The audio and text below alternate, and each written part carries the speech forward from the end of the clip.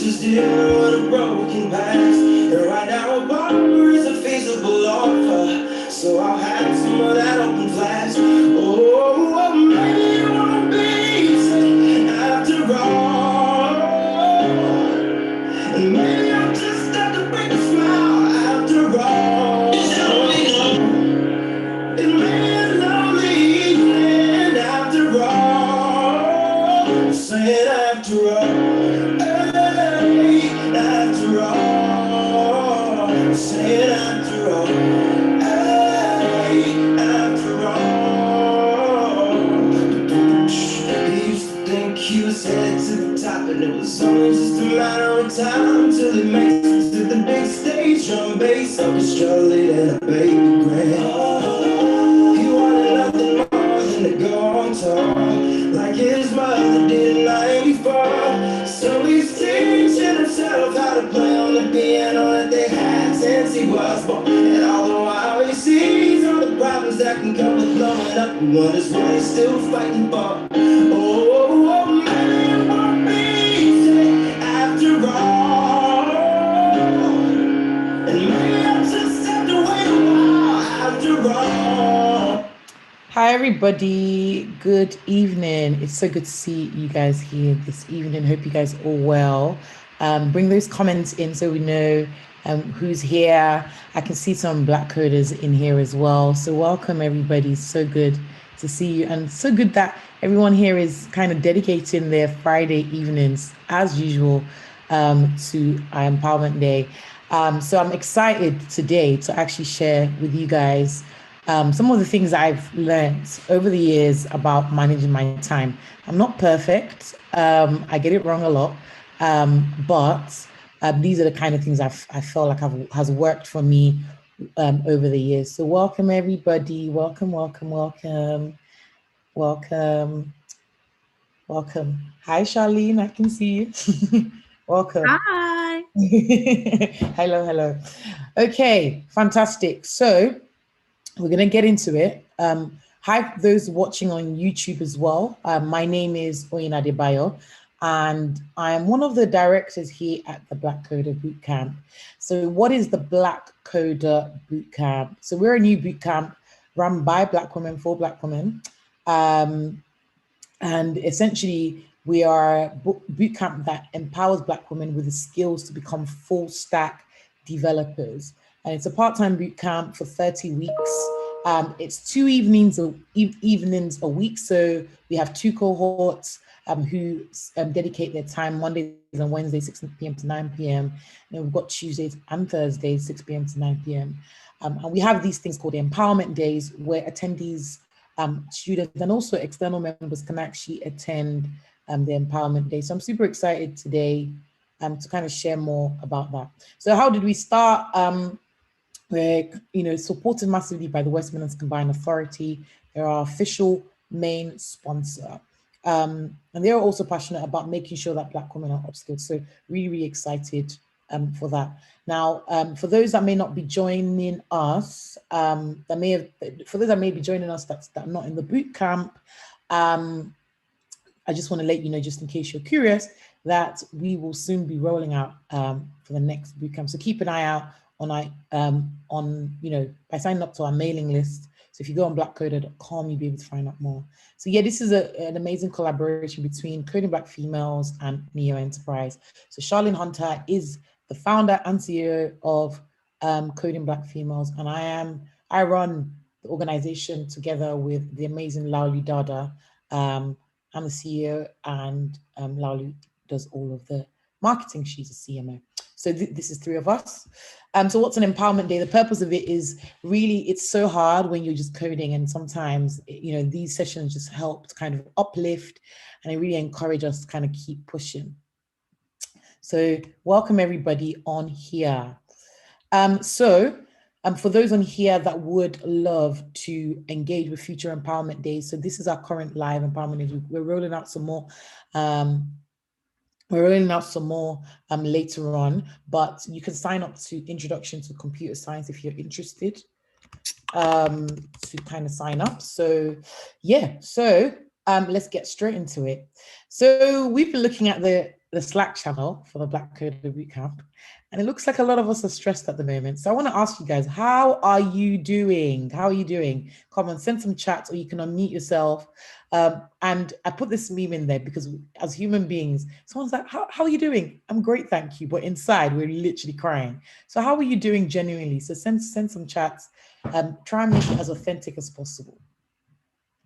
As for me, I'm good. It's been a stressful couple of months, but I'm keeping positive. So Jamila says she's kind of stressed, if that makes sense. Happy but kind of stressed. Yeah, I understand how that feels. Roller coaster. I get you. Tired. So listen, Charlene, tired is like my everyday right now. Good, but a little overwhelmed. Okay. All right. It looks like we need to do, a lot of us need to do some resetting. Worn out, really stressed, to be honest. Oh, busy. Oh my gosh. Right, ladies, I understand. I get it. Good, tired, and overwhelmed, but getting there. How are you guys taking time out to take time for yourself, to do some self-care? So it looks like a lot of people here are tired, trying to stay positive, to take every day as it comes. A little overwhelming with the mountain I have to climb to catch up. Time out. Everybody said, time out? What time out? Started exercise again, tried to have some me time. Really good. It's so important that even if we cut out some time for ourselves, it's so important that we actually spend our time to reflect and do some stuff. Daily workouts. Ebony said, "What's time out?" All right, I'm going to explain a little bit about this in a bit. Panama just had twins. Congratulations, Panama. A shower is the spa safe for me at the moment. That must be super exhausting. Eat, sleep, breathe code. Even going to the shop, I'm debugging in my head.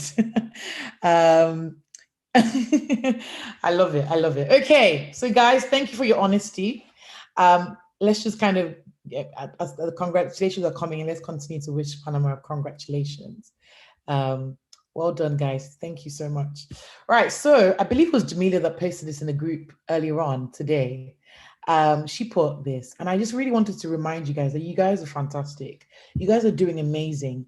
And just speaking to a lot of people, when we're doing the catch-ups and just kind of just randomly messaging people, I realized that you guys are phenomenal women. Yet, you're trying to balance a lot of things, but you're seeming to keep on top of it. So well done. Sometimes as women, we can beat ourselves. We cannot be nice to ourselves. So I just want to say and reiterate what Jamila put today. When you ever feel overwhelmed, just know that your projects don't have to be perfect. This is a note to self as well. Strive for progression and not perfection. Okay. Small steps are also progress. Ask for help when you're stuck. Having unproductive days is okay. And take a break and reflect. So such amazing words from Jamila this morning. Thank you so much for posting that in the group chat. It was really encouraging. It actually was really encouraging for me as well. Okay, so let's jump straight into it. So just so that you guys know, I'm going to be very nice, but I'm also going to be quite direct tonight. I know, like when we talk about time management and talk about things that make us want to be disciplined, we can get a little bit triggered. So just try and make some notes and kind of go with the flow. And also, you can say, ouch, that hurt. That came for me. That's okay. But it's about how much we can learn tonight. All right. So who's been here? So there's two types of people, or you might find yourself in these two categories. So your overly busy schedule and your stretched way thin. If that's you, raise your hand. You can raise your hands in the chat, or you can, I can't really see people. So if you, so stretched thin, Charlene's that. So Isabel's the same thing. Feel you. Or simply, you are one of those people that you're like one of the chief procrastinators. Okay, so you don't have enough time, not because you're stretched thin, but because you've been spending too much time scrolling on your phone. So I can see some claps coming in. I can see some claps coming in. Yeah, we've all been there. We've all been there, and I've been there. We've all been guilty of these two. And actually, today I'm going to try and help, in us getting them as much discipline as possible in ensuring that we don't get stretch ourselves too thin or be that person who scrolls on our phone and just says that we don't have enough time. Both scrolling is one of my stress behaviors. So a lot of times when we're stressed, we have this negative coping mechanism where we try and seek comfort for things that don't actually give us lasting comfort, like scrolling on our phone. Sometimes for some people it's eating or sleeping. For me, I know that when I'm stressed and I just feel like I don't have any solutions, I just go to sleep. I just go put myself to sleep. Ebony just said, first one, definitely me. Second one, not so much. My phone gets on my nerves sometimes. That's so good. I wish I could be you. I think it's difficult with lockdown and less social outlets. Definitely. Lockdown has been very difficult for people. Scrolling my phone has turned changing code in my bookcase. Love that. Right. Okay. So there is a saying by, I don't know who this person is. It says a busy life is a wasted life. How crazy is that? So we think, oh yeah, the more busy I am, the better I am. Like that means I must be doing great. And I had to deep this myself. Business means that you're not present and you're not actually maximizing. You're not maximizing the moments, and you'll see why I'll say that in a second. Managing our time has to start from a place of purpose. Okay, it has to start from understanding of what our time on this earth is actually meant for. Hi Dom, hi Dominique, nice to see you. So different people feel like they have a certain mission in life, and some people may not feel like they have a mission in life. But if you're on here and you don't feel like you do, maybe have a think about, what actually am I on this earth for? Like, what is my time meant to be used on this earth for? And a lot of times, people struggle to answer that question because they might not know where to start. Okay, a good place to start is, what problems do you see that you want to solve? That's a good place to start. What kind of problems do you see on earth, and what is it that you want to solve? So a lot of people on this boot camp, when we were going through the applications, a lot of people were like, I want to be championing, making sure that Black women are more represented in the tech space. That could be your purpose. So if that's your purpose, you need to make sure that your time or your focus is kind of starting from that point. And then I like to say that your purpose births your vision. So purpose, I see a problem, and then what do? I want to change that. And your vision births your values. So if you're taking notes, these are good starting points. So manage your time has to start with understanding of what your time on this earth is actually meant for, number one. Your purpose births your vision, number two, and then your vision births your values. Who here remembers Daniela's Vision 2023 session? If you did, can you raise your hand or say, I did? And if you've got a copy of it with you or close to you, yeah, it was an amazing session. And actually, I want us to have just kind of go back to it a little bit. I'm not going to kind of go through the whole session, but I just want us to kind of reflect on that session. Because I think sometimes the reason why we struggle with time management, how can we see that session? So if you are part of the Black Coder Bootcamp, you would receive the recordings. Also, the recordings are available on our YouTube channel. So if you type in Black Coder on YouTube, you should be able to find that session. So that's a really, really good session for kind of revisiting vision.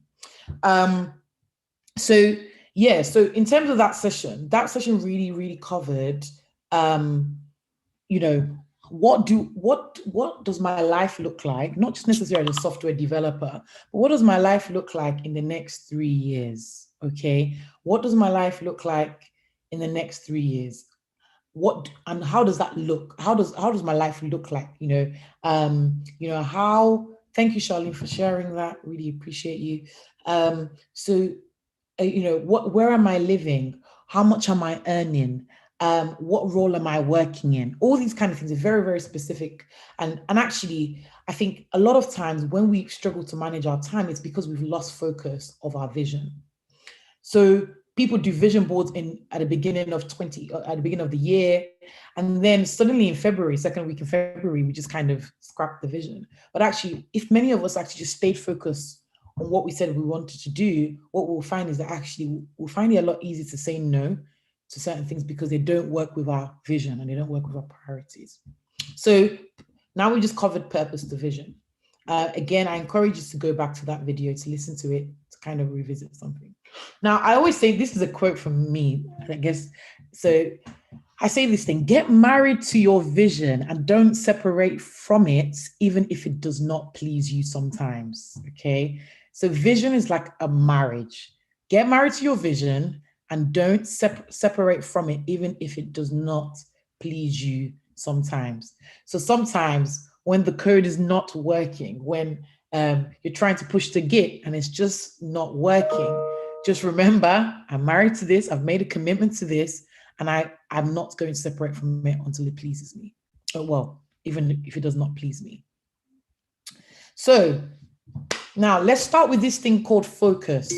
Focus is a massive, massive thing right now for a lot of us, a lot of people. And the reason why that I believe it is because of certain things. Number one, external pressures. Number two, misplaced priorities. Number three, cyber distraction. So that could be, oh, I just saw a new show on Netflix. Let me turn it on. Our phones, our environment, sometimes not having conducive environments, and lockdown also kind of being stuck at home all the time. You want to change your environment, worry and stress as well. So what are the things for you guys, if you want to put it in the chat, what are the things that you think stifles your focus? Because I could say these things, but that might not be personal to you. You might have a different thing. I have said many of times, what are the divorce papers? Hello, me. If you just put in on the chat, what are the things that actually stifles your focus? It could be when my child cries, I feel like I get distracted or something like that. Scrolling on Instagram, my screen time, too many different things to focus on. That's a real thing. That's a real thing. Worry and stress, my phone for sure, family, lack of sleep, phone, health, misplaced priorities and environment, COVID-19, working well, bills, health, not enough breaks, finances. Wow, guys, there's a wide range on here. Change of circumstances, having to adjust to new ways of doing things. I get you guys. I feel you. Bereavement. I'm so sorry about that, Panama. My heart and prayers are with you. Yeah,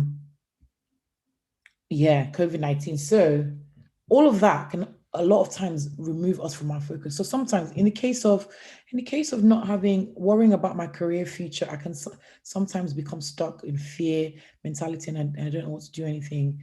This is the thing. A lot of times we think that when we're struggling with these things, we should struggle with it on our own, or we don't use the people around us enough. So when I speak about environment, I'm not just speaking about not a clean environment. I'm not just speaking about physical environment. I'm also speaking about our mental environment. I'm also speaking about the environment in terms of our community as well. How are we making sure that we're maximizing people around us to make sure that we're accountable and our focus is not stifled. For example, for me, my mental environment, I do something every single morning where I really try and reflect. I reflect on my day yesterday. I look at the things that I liked about my day, my day. I look at the things I didn't like so much, and I look at the things I can change. And I try to journal. So journaling is so important. I try to journal it down, and I try to think about what's the one thing I'm going to do. What's the 1% thing? I don't know if you guys have heard of this book called Atomic Habits. I'm actually going to put it down on here. It's a really great book because a lot of times when we think about, changing, I just sent it to Charlene. Sorry, Charlene. When we think about changing things, we think, oh, we just need to change everything, right? in the case of finances, for example, we just think, oh yeah, I just need to be, say for example, you may be on 20K, or you may not be on anything, or maybe you're, and you just think, oh, I just need to make 60K tomorrow. It's actually taking those little steps. And in the case of time, it's actually, what can I do? What can I do for this extra 5 minutes to make sure that I'm fulfilling my vision and I'm also staying focused? So for me, in the case of when I've done something I don't like, or something happened to me I didn't like, I think about what's the one thing I can do to try, and I can't always change everything, I can't always control everything, but to try and guard my heart, and to try and make sure that I'm in a better place. So those are the things that I think that can stifle our focus. Now, when it comes to focus, some tools to help you. Has anyone heard of the focus matrix? Focus matrix. If you have, send some hellos. When I was in school, they used to share this with us. And focus matrix basically helps you prioritize. I'm going to talk a little bit more later on about prioritization, but I wanted to kind of share some tools with you. It's tools you can use. You can use the focus matrix, or you can just simply use Trello if that's, whatever you're comfortable with. And actually you can divide, or you can even use a sheet of paper. You don't even have to use a tool. And every single week, once a week, maybe on a Sunday night, or every single day, whatever works for you, or every single month, whatever works for you, however you want to work, or even every single hour, actually no. Day, month, or week, because doing this for every hour is actually quite time consuming. You can actually split your page into 4 and say, what's important and urgent? What is it that I need to do right now? That's going to affect this specific thing in my life or in my course. Important and not urgent. Not important and urgent, and not important and not urgent. So when you're getting overwhelmed, sometimes we actually underestimate the power of writing things down, and sometimes even digitally doesn't always work. Sometimes writing things on paper helps. So write down all of the things in your mind, all of the priorities in your mind, and place it down on a sheet of paper on a digital platform like Focus Matrix.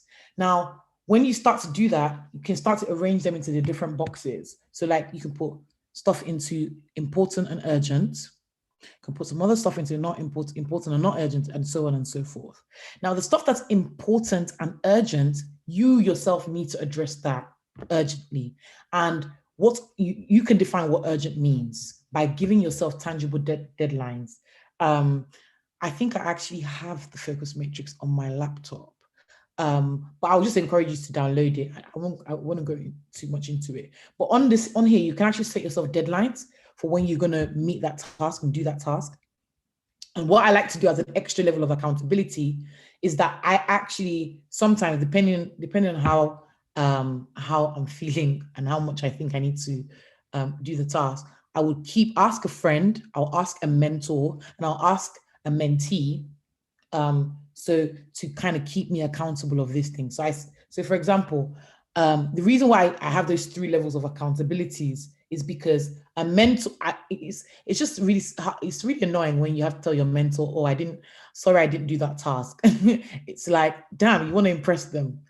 Your friend, they can nudge you like more than your mentor. And with your mentee, you're also trying to impress them. You're also trying to inspire them. So actually a lot of times having those accountability processes really, really helps.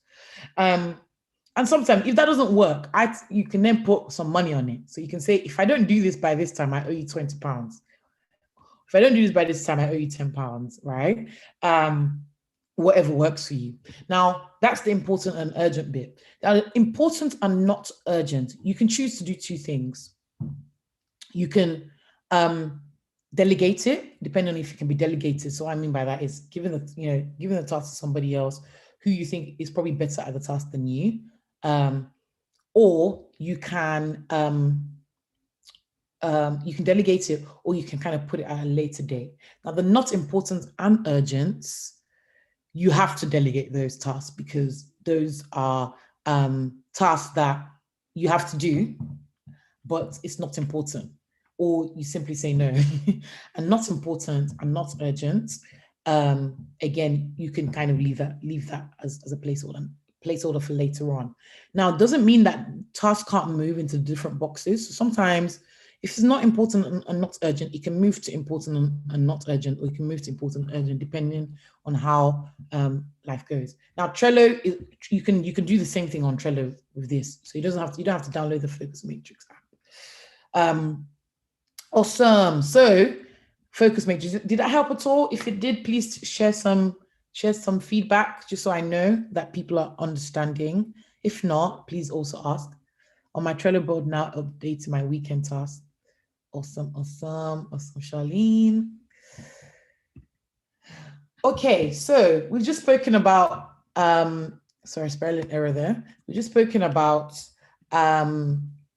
prioritization, and it's easier said than done. We can do all of the Trello, we can do all the things in our Trello board or in our Focus Matrix, or we may never ever revisit it. It might just be there for design, right? And what we want to do is make these tools work for us. Okay, so a lot of times prioritization doesn't start from putting things on a tool. It actually starts from you. It starts from your mentality, your mindset. Okay, so number one, what I ask myself when someone's asked me to do something new, or I want to commit to something new, like I said, I have more time on my hands. I ask myself these questions. What does my schedule look like without this commitment? So you have to ask yourself, what does your schedule look like without this commitment? And you have to be brutally honest with yourself when you look at your schedule. So if you're the busy person, if you struggle with being busy, you have to be brutally honest. Without this, am I still quite busy? And actually putting this on my plate, is that going to make me busy, even more busy? But sometimes these things happen when we have we find it hard to say no to new opportunity, because we think, oh my gosh, this is such a great opportunity, I don't want to say no to it.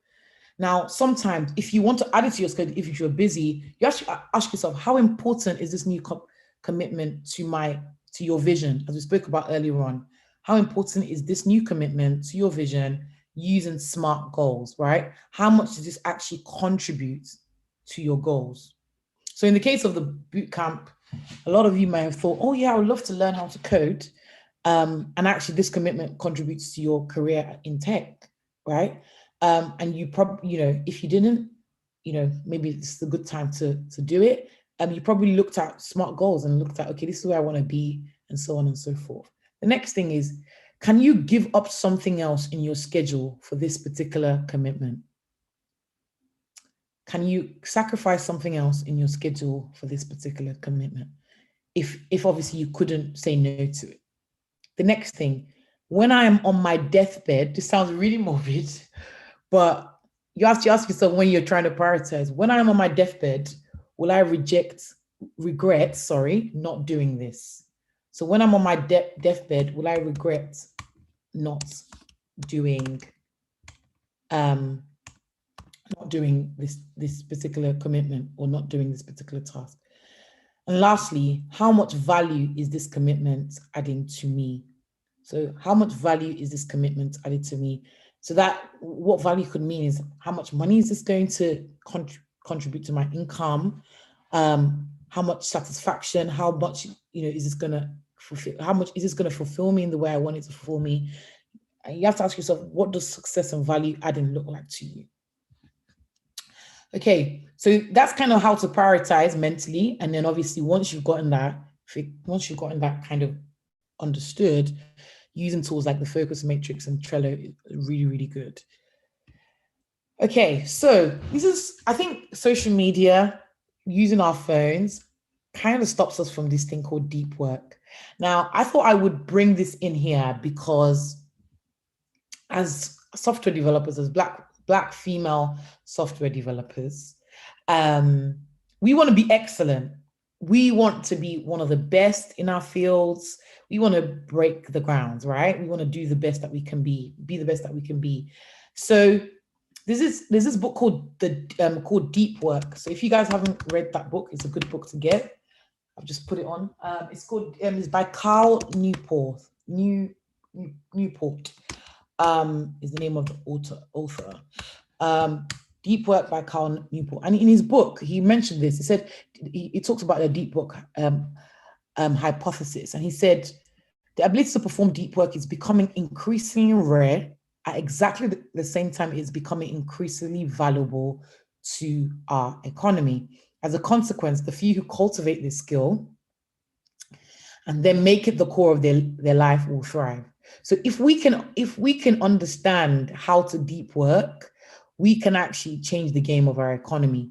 Now, being someone that studied economics, productivity is one of the challenges of the economy. So if we can actually understand how to manage our time more effectively, we can be the greatest contributors to the economy. Now, how great would it be if Black women were at the forefront of the productivity of the economy and being celebrated for that? For me, that would be so fulfilling. Now, what's deep work? What does that mean, actually? Deep work, is professional activities performed in a state of distraction-free concentration that push your cognitive capabilities to their limits. These efforts create new value, improve skills, and are hard to replicate. While shallow work is non-cognitively demanding logistical style tasks often performed while distracted. These efforts tend to not create much new value to the world and are easy to replicate. So actually, in the context of coding, focusing on making sure that you finish your bookcase, for example, is an example of deep work. And actually, what you find is not actually making the bookcase that adds value. It's actually what you learn, the skills that you learn, how you can do this one thing faster, how you can create this code in a different way. That's actually what sets you apart as software developers in your field.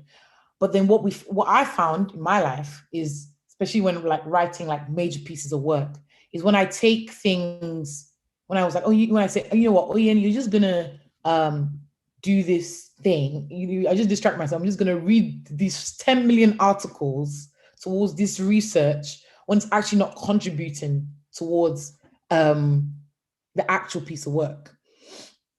So focusing on the work and actually trying to harness our skills is really important, because actually that's what separates us from the rest of the people. Now, how do we foster deep work? How do we actually make sure that we are deep working? These tools are really, really help me. Again, Focus Matrix is one of them, or Trello, whatever is easier. There's this amazing app called Self-Control. This app in the middle here. If you've got a MacBook, it's such a good one to get. What it does, I wouldn't advise to be reliant on it, because, if you don't have it, you might, if you go without it for one day, you might struggle. So what this app does is that it blocks out all distractions in terms of apps or websites that you don't want to visit whilst you're trying to perform deep work. So I'll put it on the chat here as well. It's an app on the Apple, on the Mac store. So Self-Control is what it's called. And what I do when I'm really, really trying to do some deep work, I literally turn it on. So I block out everything. And what happens is, once you turn it on, you may schedule it for 5 hours, for example. Once you turn it on, you cannot turn it off. You've blocked yourself out of it for 5 hours. Okay. Which is good if you struggle with discipline. It's a good app. Dominique said, I've been using the Focus To Do app to help with uninterrupted work, and I've been doing the 5:30 a.m. club for the past 5 to 6 weeks, and it's helped. But I struggle to work productively in the afternoon. I'm either really early or productive at 8 p.m. plus. I was actually going to speak about the peaks and troughs of the day and some research that's been done on that. Actually, so that was really good timing. The second app I really recommend is an app called Be Focus. It's a Pomodoro type app. And I'm trying to see if I can share that bit on my screen. What it looks like is basically 25-minute intervals. So you just basically put, I'm going to do JavaScript for 25 minutes. I'm going to do HTML for 25 minutes. Then I'm going to do this for 25 minutes. And after 4 25-minute intervals, you get a 15-minute break. So you're actually rewarding yourself for actually doing some deep work. And actually, after every 25 minutes, you get a 5-minute break. So actually, all of that time that you could have used to scroll, that you were like resisting to scroll. Sorry, Charlene, I'm gonna that you were resistant to scrolling your phone, that gets put out when you are when you you have that 5-minute break. And the funny thing is when you really stick to that 25-minute interval, having that 5-minute break is like heaven, because you feel like you deserve it because you've actually stuck to it. So be focused. Again, it's an app on Mac. If you've got a MacBook, if you don't have a MacBook, you can also get it on you can get a lot of Pomodoro type apps on your phone, whether you're Apple or an Android type person. Now, waking up early as well, I think is a really good tactic. I tend to wake up, depending on how I'm feeling. I'm not always this consistent, but I tend to wake up between 4 a.m. and 6 a.m.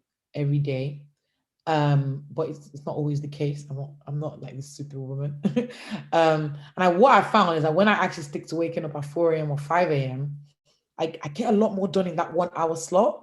And actually, I use that 1 hour slot of my day, that early morning in the day when I'm at my peak.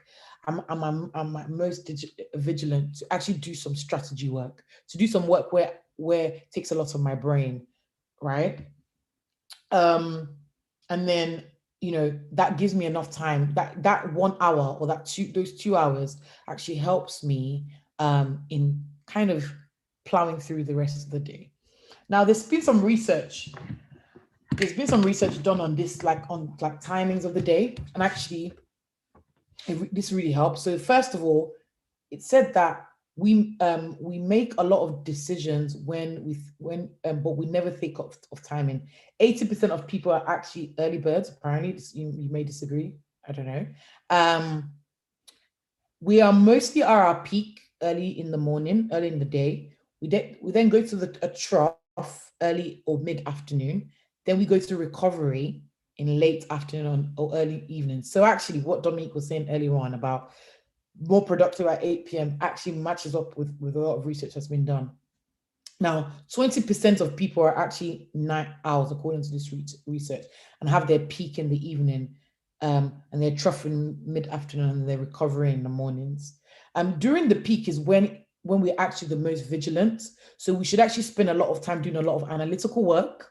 So might be actually useful to do a lot of coding in the mornings, and also carefully going through the steps of a specific strategy and actually trying to implement it into a written document. During the trough, you should actually try and do a lot more admin work because it doesn't require a lot of brain power. So responding to emails is probably good for like mid-afternoon task. And then recovery is when, we're actually pretty good, but our vigilance is not actually as there, right?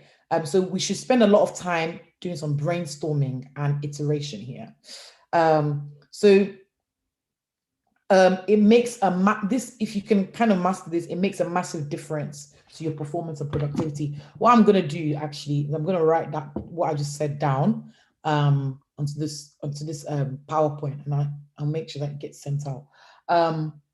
So actually, a lot of times, I can share the stats. So apparently 80% of people are early birds.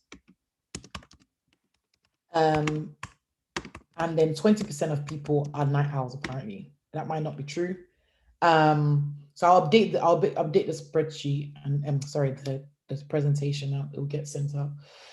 So if you're more of a morning person, actually might be worth coding in the morning. If you're more of a night owl, it might be worth coding at night. So during the peak time is when we're the most vigilant, as I said. And then during the trough is when we're not as vigilant. So it's better we're actually probably, just in this like flowy state. So actually it's better to do a lot more administrative stuff at that time. And during recovery is when our mood is pretty good, but we're not as vigilant. So it's actually good to do a lot of brainstorming and iteration. If you can actually kind of get that drift, you actually find out there'll be a massive increase in your performance and your productivity. there's actually a link between timing and the quality of our performance. Timings of the day and the quality of our performance. I find that when I actually can master the rhythm of how I work, and I can actually take hold of that, I'm actually a lot more productive. All right. Okay. Now, how do we use these tools that I've spoken about? We have a joke in our house that there's nothing for me after 9 p.m. Hello. For me, after 10 p.m., like if you ask my friends, I'm gone. Don't talk to me. I'm asleep. I'm asleep. Right. I don't really want to hear anybody. I'm going to bed. So I get you.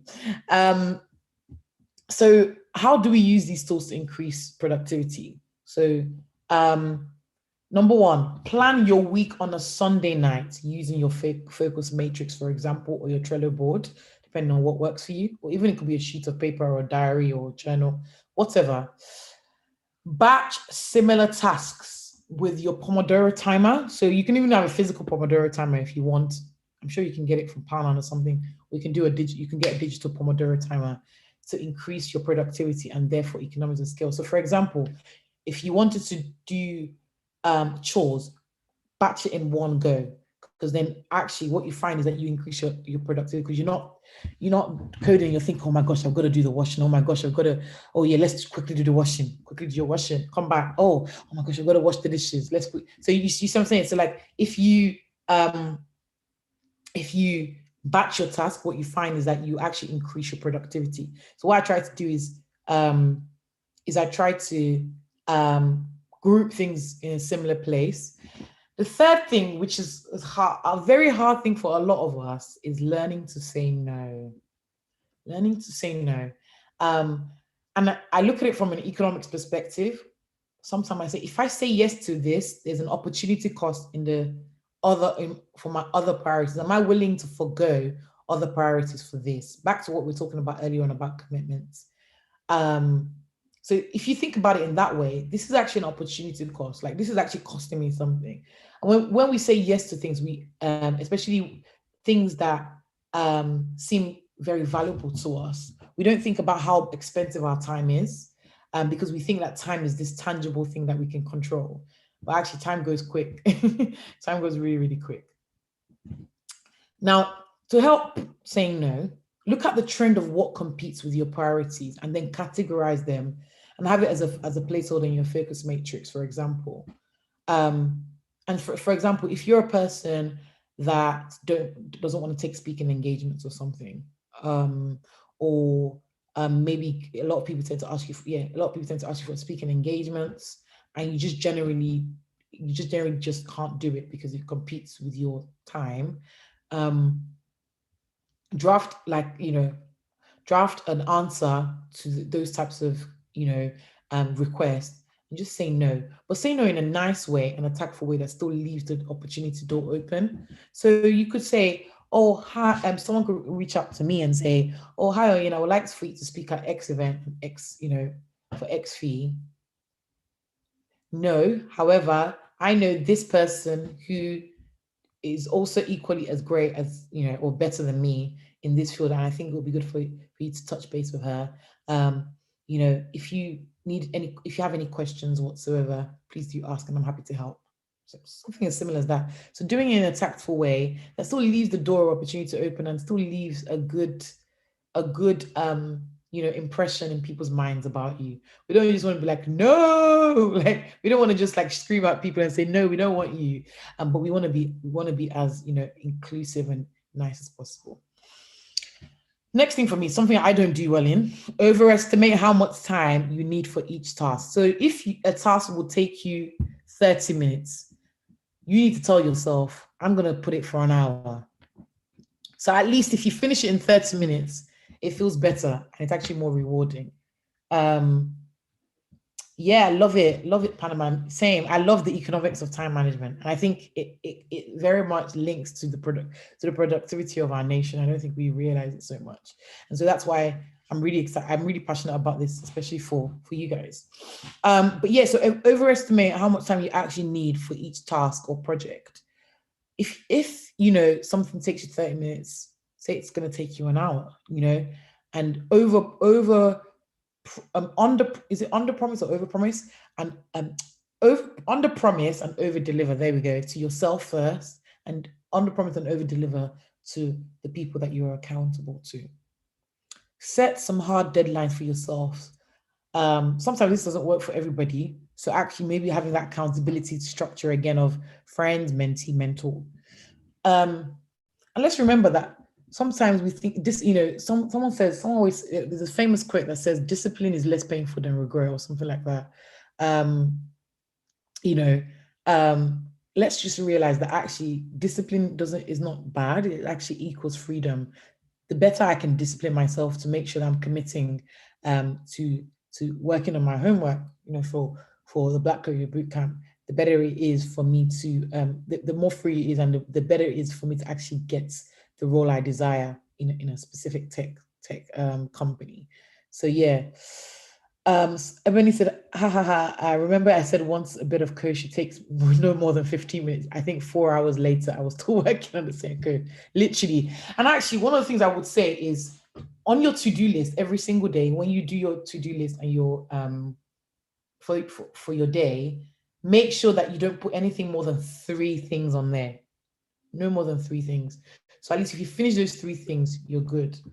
I've actually got this I've got this business planner, I don't know if you guys can see it, probably can't. And what it does is that it asks me for my top 3 income producing activities. And then it asks me to break it down hour by hour from 8 a.m. to 8 p.m. So I actually write down every single thing I'm going to be doing in each hour, right? And I try my best. Charlene just put 13 tasks. Charlene is very ambitious.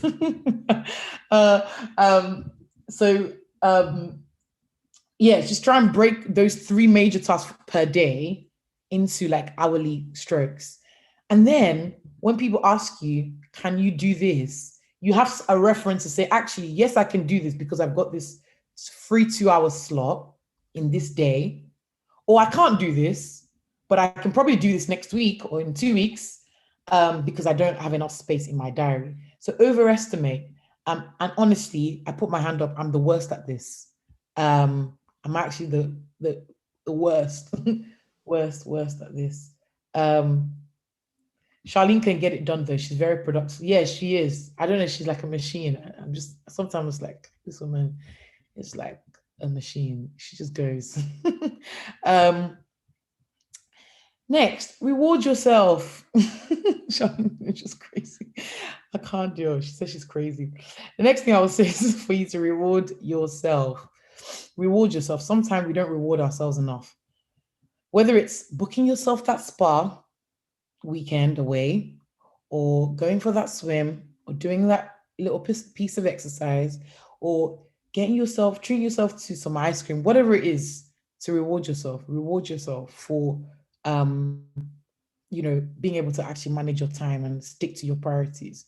Because what you find is that you look forward to that reward, or better still, give that reward, give the responsibility of the reward to somebody else who's close to you. So if you're married or if you're with a partner, give the responsibility of the reward to your partner so that they actually reward you as well. Because it's always nice for somebody else to appreciate you achieving your goals as well. Right.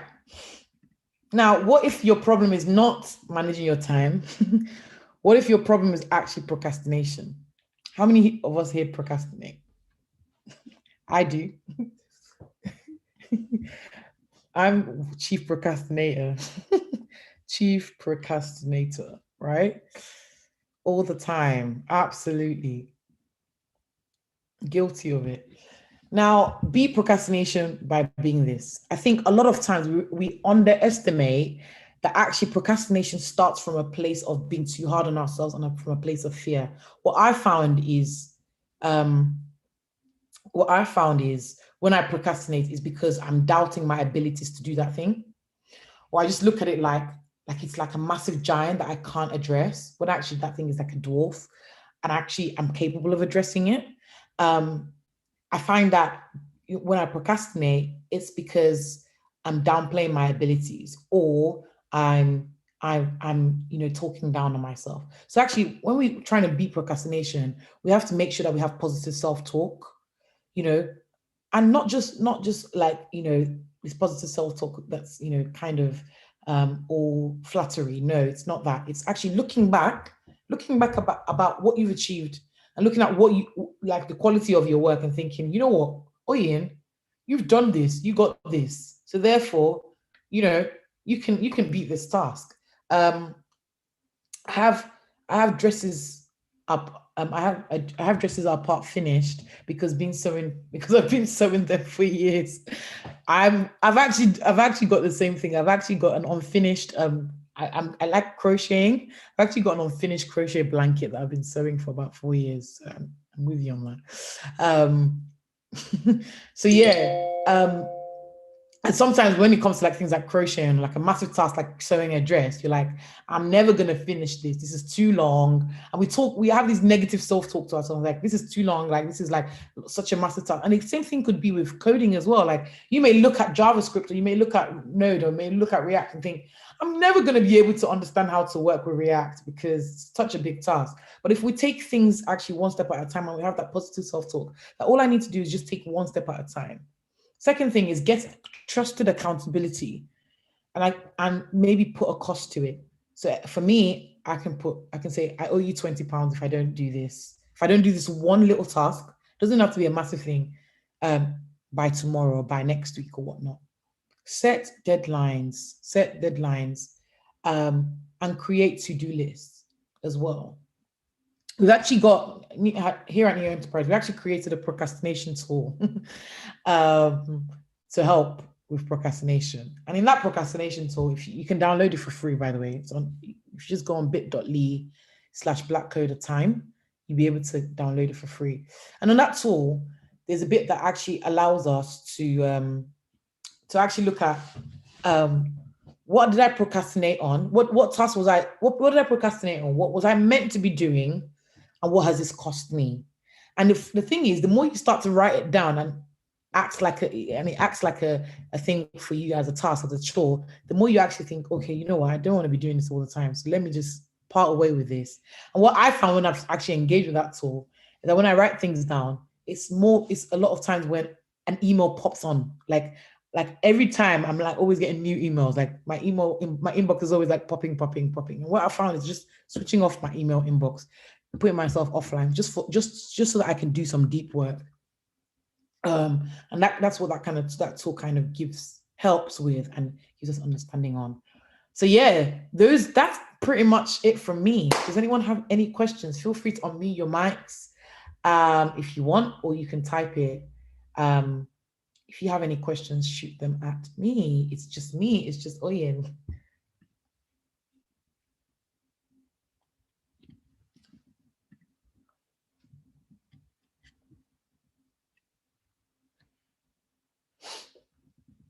Any questions? So I was going to ask something. So Oyin, that was fantastically useful. Really, really helpful. But I know that obviously you're not perfect because you're human. So yes. Given that you know that, and like it's still a struggle because you've got so much going on, out of the things you've said, what has been the most valuable thing to help you manage your time? For me, I think the most valuable thing is understanding my purpose. When I think back about, like, okay, am I meant to be doing this? Understanding my purpose, and also looking back at that, when I was talking about the priorities and looking at saying yes and no, that's been the most valuable, because right now I'm actually learning how to say no, because I never used to know how to. Well, I'm still struggling to say no. So yeah, it's good to know that it is hard to say no, isn't it? I think yeah, very hard. Yeah. Very hard, because a lot of times, like, especially right now when there's like the rise of the Black Lives Matter movement, and everyone's trying to do something for Black women, like there's so many good opportunities out there. You just have to make sure that it goes back to your purpose. I really like the idea of passing things on to other people. That's a really good idea. Yeah, definitely. I think, and also it helps empower like the community around you, right? Because there's this saying that one man's rag is another man's outfit, whatever it is, or one man's trash. I don't know. Is that how to say it? One man's trash is another man's. I'm so sorry. You guys get the gist. Treasure. The treasure. Thank you. Thank you. One man's trash is another man's treasure. I'm not saying that speaking engagements or opportunities are trash. No, I'm not saying that. What I am saying is actually you never know that if you pass this on to somebody else, it could be quite worthwhile for them. So yeah, and you know what? Me saying this as well to you guys, I think Charlene, me and you, we actually need to maybe apply some of these things a lot better in our lives, right? And even when it comes to Black Coder as well. So yeah. So personally struggle with frustration of not understanding something, even though I've been working really hard and beating myself up about it. I think what's helped me is knowing that I'm not alone and there's some camaraderie in the fact that we are all in this together. Absolutely. You know, the reason why we're here as a community is to support each other, right? And when we do say, when I would say, or when Charlene or when Lauli or any of the people in the team, or even in the tutors or the mentors will say we are here for you, we actually genuinely mean it from the bottom of our hearts. So please do maximize the people around you, because people say your network is your net worth. You know, so doing life alone is actually not beneficial. I remember I used to work at Rolls-Royce as a project manager, and we used to get this training, and people used to say, "Oh, you know, I think 20% of your career success is your hard work. 40 or is it 40 or 60% is how many people you know, and then the other 20% was something else." And actually that opened up my mind. I was like, wow, so actually it's actually about how connected I am. And as Black people or Black women, we think all we need to do is work hard. Actually what you could have done is, I'm struggling to understand how to do this piece of code. Can I reach out to person X who seems to understand it in class and actually smartly work? So it's not actually always all about hard work. It's actually about smart working, because that 5 hours or that 6 hours where you've been trying to figure it out on your own, you could have literally just reached out to one person who could just help you in 10 minutes. So, you know, that's kind of how I see it anyway. Hi, Oyin. I have a question for you. Go ahead, Emma. There's been a lot of things I've heard today that I can relate to, especially that last comment about being frustrated. My mentor came on the line on Tuesday and I said, "Oh, this called a pagination is what I was doing." I said, "I'm frustrated." He said, "Okay, we'll reschedule for Saturday. Take a break, just take a break." And I think I went away and just cried about it just a little bit, just to release out of my body all the pressures. I think there was things that were just too much, was doing too much. Anyway, took a break. And then by the evening, I was so happy. Anyway, my question to you. So we found out that actually Neo Enterprise is Oyin backwards the other day. I could have slapped myself. I said, why didn't I see this? It took someone else to point this out. But what really astounded me in hearing your story, Oyin, was that you actually started, I think Leolu says she was in your chair getting her hair done. And then you guys turned 3 years ago. Yes. Three, and in that 3 years, you guys have done some impossible things. I've been working in business for 15 years and still couldn't imagine putting together a summit. So my question to you, in everything that you've said, I've always thought 5 years a business would be established. You seem to have done it within like the first year and got bigger in your second year and totally blew the lid off on your third year, and you're still within 5 years. That's work ethic. Everything you said today makes sense. But how do you do what you've done in 3 years? Like, what does that look like? Okay, so for me, I think it goes back to networks and building relationships. So Dominique is here, Charlene is here. I try to leverage relationships, not because I'm trying to use people, but because I actually genuinely think that the better connected we are, the more we can do more together, right? So I've known Dominique, I don't know how long I've known Dominique for I don't know, for how long, whatever. Like, we've known each other for too long. Oh, 2 years. Oh, now I feel sick because I feel like I've known Dominique for like 5 or something.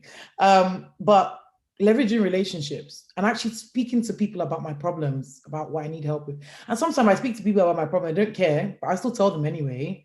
And I, and also look at ways I can actually support and help other people as well.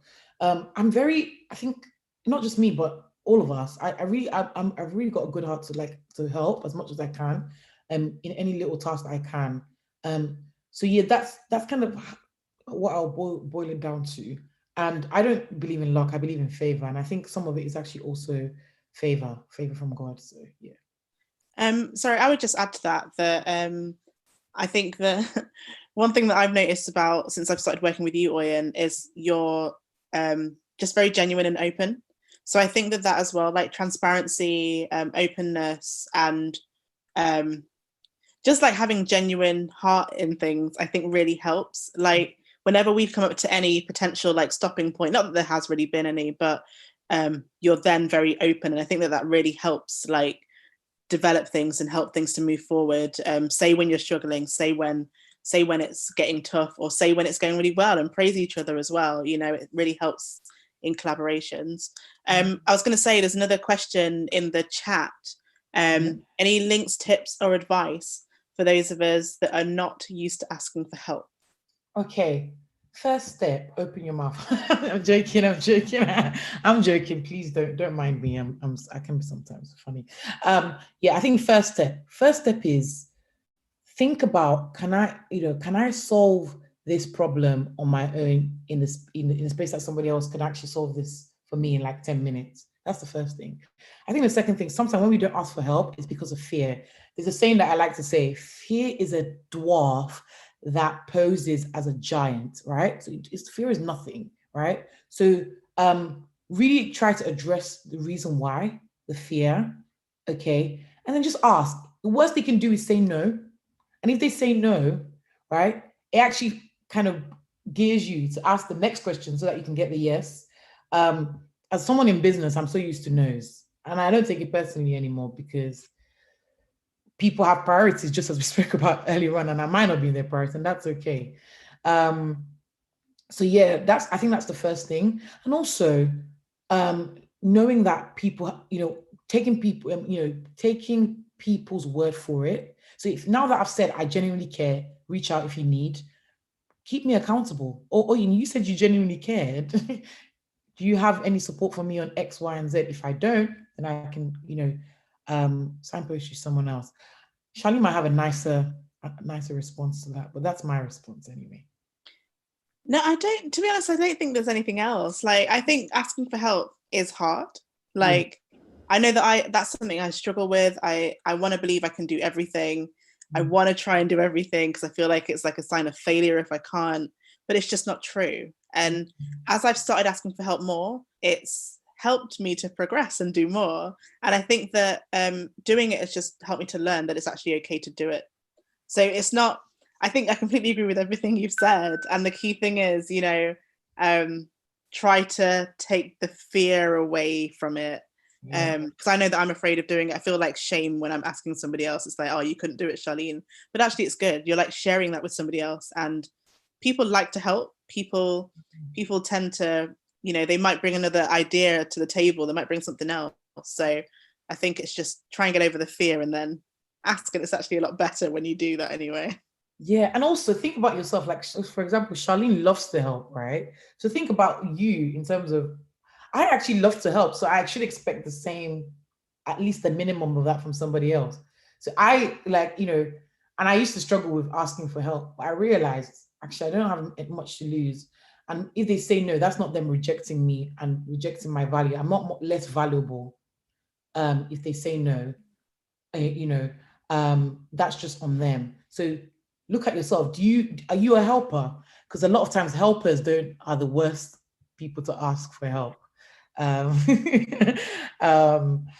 it's just that it's just those like little steps of, okay, it could be a case of you're struggling to go to the shop because you're coding. Mom, can you please get me a bar of chocolate from the shop, for example? She says, she's not going to say no, she's going to say yes. Or if she says no, because X, Y, and Z, yeah, so that's how I see it. Also, sorry, just to add on to that, like you say, like think about yourself, but if somebody asks me for help, I'm like, oh my God, I'm like so honored that they asked me for help. Like, I can't believe that that's me.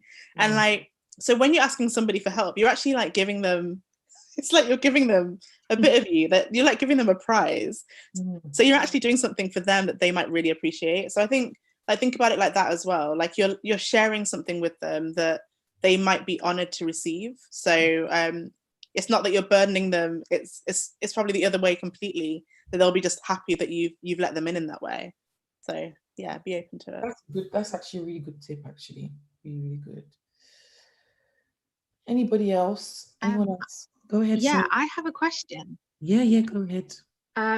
Sorry, can you introduce yourself? Yeah, sorry, I'm Panama. Hey. Oh, hi, Panama. Sorry, I was just like trying to find out who was speaking. No, it's fine. So two things. My first question is, what do you do when your time is not your own?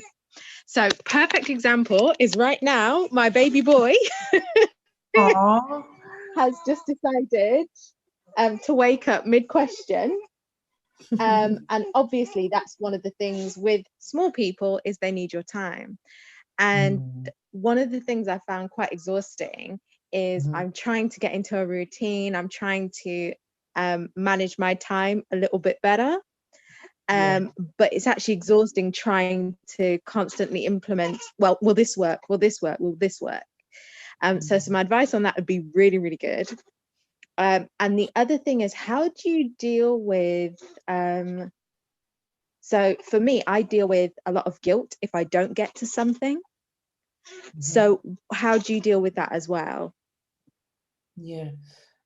First of all, I'm not a mother, so I can't, this response will be very theoretical. So I'm actually, I don't know if you've got Daniela's details. It might be good to get in touch with her because she's a mother, so she probably can relate a lot more to you.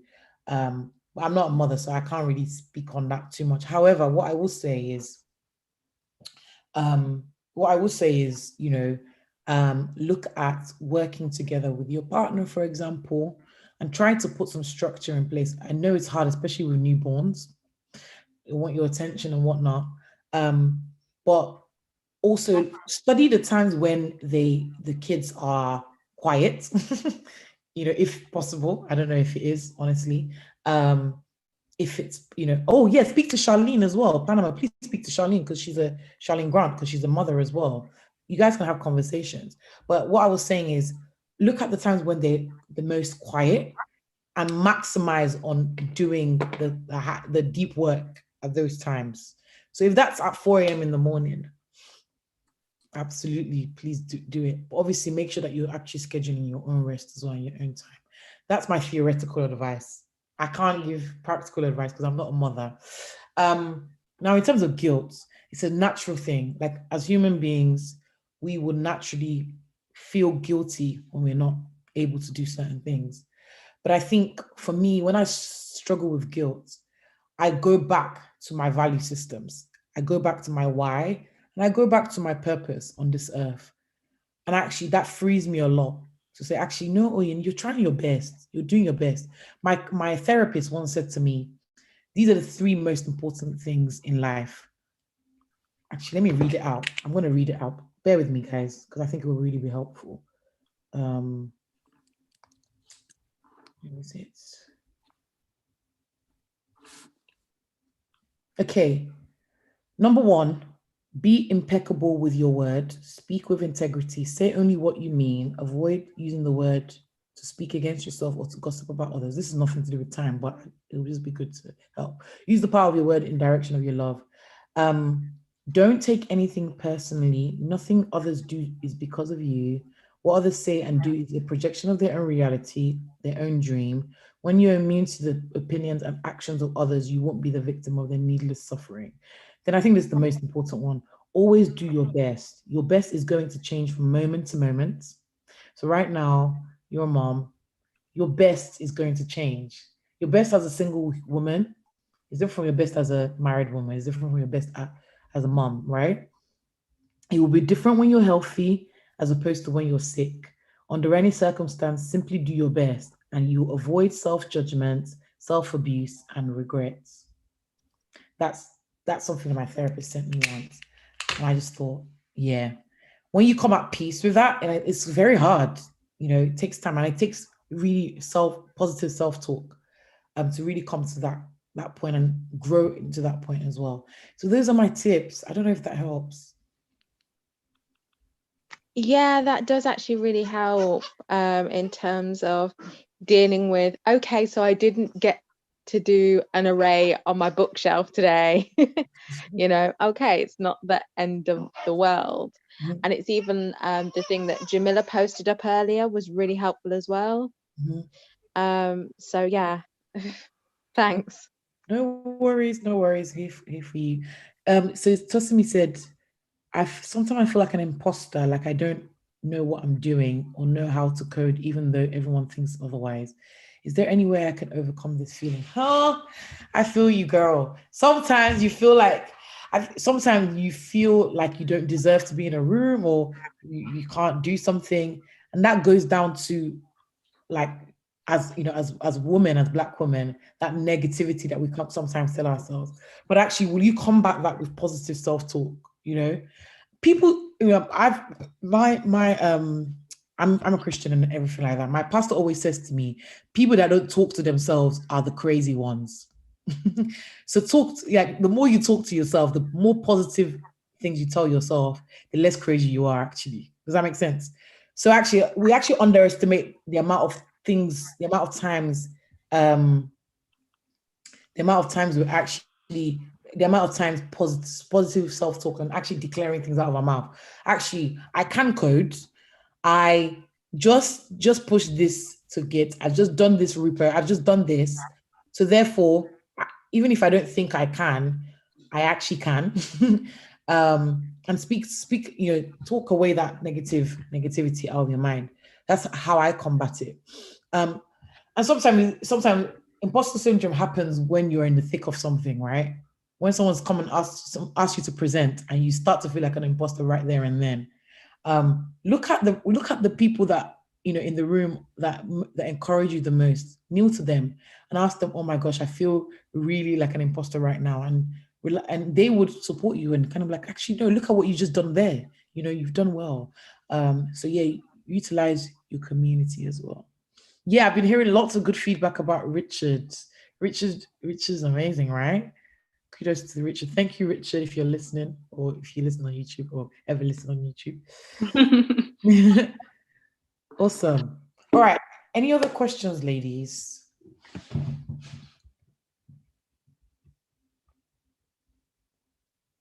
Tanya is awake mad hours to ask for help. LOL, find mentors in your time frame. Richard's such a legend. Love it. Thank you. This is great. This is awesome.